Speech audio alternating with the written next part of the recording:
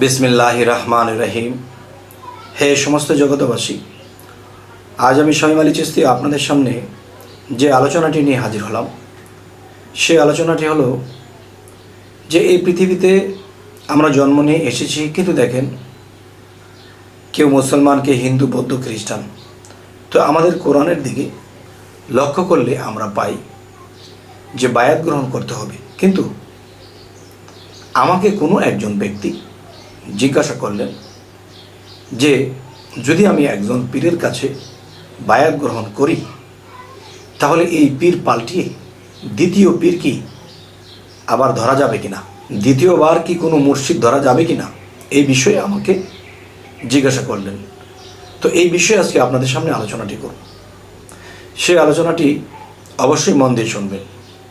দেখুন, আপনি এই পৃথিবীতে জন্ম নিয়েছি যে আমি নিজেকে নিজে হারিয়ে ফেলেছি। কে আমি আমাকে চিনি না, আমি আমাকে জানি না। অচিন দেশের মধ্যে এসে আমি হারিয়ে ফেলেছি, আমি আমাকে চিনি না। তাই আমাকে চেনার জন্য একজন চেনা লোকের কাছে যেতে হবে। সেই চেনা লোকটিকে মুর্শিদ হলো চেনা লোক। তিনি আমাকে চিনিয়ে দেবে যে আমি কে, আমার পরিচয় কী। দেখেন, আমাকে যিনি জিজ্ঞাসা করলেন যে মুর্শিদ ধরার পরে কি মুর্শিদকে যদি কোনো ঝামেলা বা কোনো সমস্যা বা কোনো খারাপ বা কোনো কিছু দেখি, তাহলে এই মুর্শিদকে পাল্টানো যাবে কিনা, দ্বিতীয় পীর ধরা যাবে কিনা, আজকের মূলত আলোচনা এটি। আচ্ছা, কোন মুর্শিদকে পাল্টাতে হবে আর কোন মুর্শিদকে পাল্টাতে হবে না, আজকে এই বিষয়ে আলোচনা করব ইনশাল্লাহ। তবে আজকের এই ফিনিশিং এটি হবে যে মুর্শিদ পাল্টাতে হবে কেন এবং মুর্শিদ পাল্টাতে গেলে আবার পাপ হবে কেন। আচ্ছা, কোন মুর্শিদটা পাল্টাতে হবে? দেখুন, আপনি যে মুর্শিদের কাছে গিয়েছেন, তার কাছে যাওয়ার পরে আপনি তেমন কোনো শিক্ষা পাননি, শিক্ষা পাওয়ার কোনো প্রসেস নেই, এক।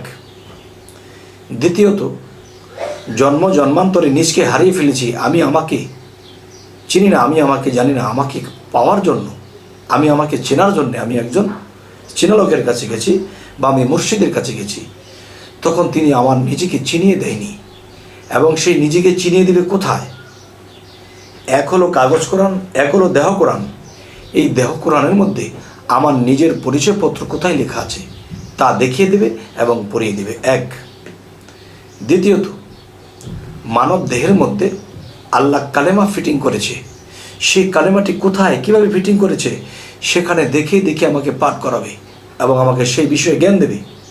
যেমন মসজিদে, মাদ্রাসায় গেলে কায়দার মধ্যে পড়াচ্ছে, ঠিক দেহ কোরআনের মধ্যে আল্লাহ ঠিক কালেমা ফিট করেছেন। সেই কালেমাকে দেখিয়ে আমাকে শিক্ষা দেবেন এবং দেখিয়ে দেবেন এবং সেই আধ্যাত্মিক বা রুহানি জগতের জ্ঞান আপনাকে দিবেন। আচ্ছা, যখন আমাকে চিনব, আমার মধ্যে আমার কালিমাকে চিনব, তখনই আমি শিওর হব যে হ্যাঁ, আমি সঠিক জিনিস পেয়েছি, এক। দুই, এবার আসি তিনে হলো কি, এই পৃথিবীতে আপনি এসেছি, কিন্তু সকলেই বলে আমাকে আল্লাহ সৃষ্টি করেছে, আপনাকে আল্লাহ সৃষ্টি করেছে। কিন্তু সবাই বলে, কিন্তু আল্লাহ যে আমাকে সৃষ্টি করেছে তার প্রমাণ কি? যেমন মোবাইলের মধ্যে লেখা আছে স্যামসাং, যে কোম্পানি বাজারে ছেড়ে দিয়েছে, তার কোম্পানির নাম আছে। এখন আমি আল্লাহর কোম্পানি থেকে সৃষ্টি হয়ে ভবের বাজারে এসে গেছি। এখন আমার দেহ কোরআনের মধ্যে সেই নামটি কোথায় লেখা আছে যে আল্লাহ আমাকে সৃষ্টি করেছে, তার পরিচয়পত্র। 4, 5টির মধ্যে যখন যাব, তখন কি হবে যে আমরা শরীয়তের দৃষ্টিতে পানি দ্বারা অজু করতেছি, এটা দেহ পরিষ্কার হচ্ছে। আরেকটা অজু আছে, সেটি কি দিয়ে অজু করতে হয় এবং সেই বস্তুটির নাম কি, এবং সেইটি দিয়ে আমার আত্মার অজু করাবো। তাহলে আত্মার অজু করাতে হলে সেটি কি দিয়ে করাতে হবে, সেই বিষয়টা আমার মুর্শিদ আমাকে দিতে হবে। আচ্ছা, এবং মুর্শিদের মধ্যে আমরা যে চরিত্র দেখব, তার ডিপার্টমেন্ট কিংবা তার যে তরিকত, এটার মধ্যে মেয়ে ছেলে নিয়ে কোনো কারবার নেই। যেমন অনেক তরিকতের মধ্যে আছে মেয়ে ছেলেরা তরিকত করতেছে, খারাপ কিছু করতেছে, ওইসব তরিকতে থাকতে পারবে না। আচ্ছা, এরপরের সাবজেক্ট হলো যে ওহি এলহাম এবং আল্লাহর সঙ্গে সংযুক্ত হওয়ার জন্য যেই সাধনাগুলো দরকার সেগুলো তিনি দিবেন। এবং মুর্শিদের যে চরিত্র, সেই চরিত্র যদি আমরা ঠিক পাই এবং এই জিনিসগুলো যদি পাই, তাহলে সেই মুর্শিদকে আজীবনের জন্য ধরে রাখতে হবে। এই মুর্শিদকে আর কখনোই ছাড়া যাবে না।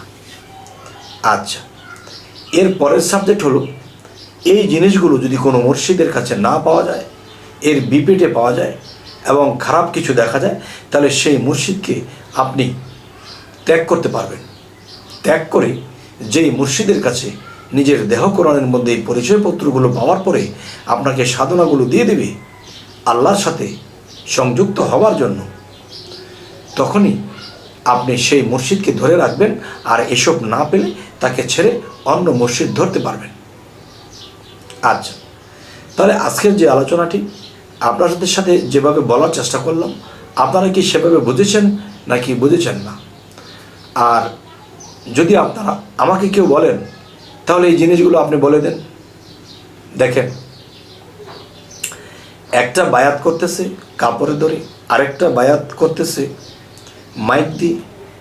এই বায়াতের মধ্যে তারা যা কিছু বলার বলে দেয়, কিন্তু যখন আপনি বায়াত গ্রহণ করবেন গুপ্ত দেশে, গুপ্ত অবস্থায় এবং গুপ্ত মানব দেহ এবং আত্মাতে যা কিছু বিষয় আপনাকে বলে দেবে, এবং অন্ততপক্ষে মুর্শিদ ধরলে এই কথাটিও পেয়ে যাবেন কামেল মুর্শিদের কাছে যে আজকে আপনি চিন্তা করেছেন কালকে একটি জায়গায় আপনি যাবেন, সেখানে গেলে কি বিপদ হবে না সুপদ হবে, তা জানার পদ্ধতিতেও আপনাকে সেই বায়াতে দিয়ে দেওয়া হবে। এই জিনিসগুলো পাওয়ার পরে একজন মুর্শিদকে ছাড়লে আপনার অপরাধ হবে। আর যখন এই জিনিসগুলো যদি আপনি না পান, তাহলে যেই মুর্শিদের কাছে পান সেখানেই যাবেন আর এটাকে ত্যাগ করতে পারবেন। আর যদি পেয়ে যান তাহলে ত্যাগ করলে পাপী হবেন, আমি কিন্তু বারবার বলছি। আচ্ছা, তবে আরও একটি বিষয় হলো যে আমাদের এই চ্যানেলটি আপনাদের মাধ্যমে এটি দেখা হচ্ছে, কিন্তু এই আলোচনাটা যেন আরও নতুন ব্যক্তিরা পেয়ে যায়, এই জন্য শেয়ার এবং লাইক করে দিন, যাতে করে অন্য কেউ এই ভিডিওটা পেয়ে যায়। আমাদের চ্যানেলটি যদি আপনাদের ভালো লাগে তো অবশ্যই সাবস্ক্রাইব করে নেবেন এবং পরবর্তীতে যেন ভালো আলোচনা এনে দিতে পারি। তো সকলেই ভালো থাকবেন। আল্লাহ হাফিজ।